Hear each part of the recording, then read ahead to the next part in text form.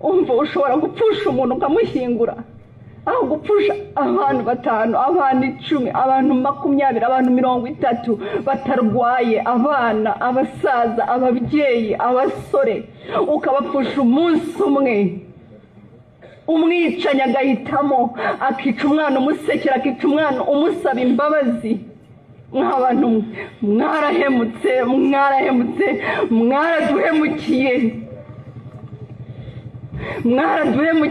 mwaraduhemukiye. Mwishe abantu babagiriye neza, mwishe abantu babahaye akazi, mwishe abantu babigishije, mwishe ababyeyi babashyingiye.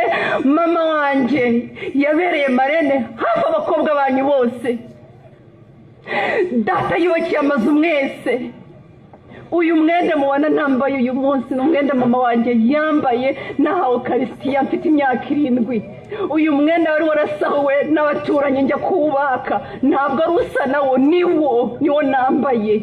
Uyu mwenda mama yawambaraga ajya gushyingira abakobwa banyu. Mugatinyuka mugatema abantu batabatonganije ngo nuko ari Abatutsi. Mugatinyuka mukatwambura ababyeyi, mugatinyuka mukambura abana ababyeyi, mukabakura mu maboko y'ababyeyi, mukica abagore batwite, mukica impinja, mukica abagabo babagaburiye. Mwarahemutse pe,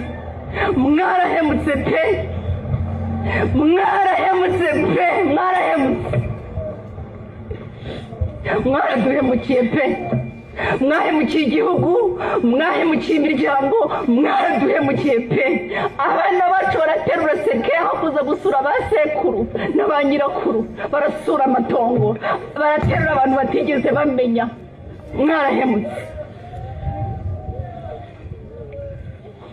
Imana izabacira urubakwiye kuko twe ntabwo dufite.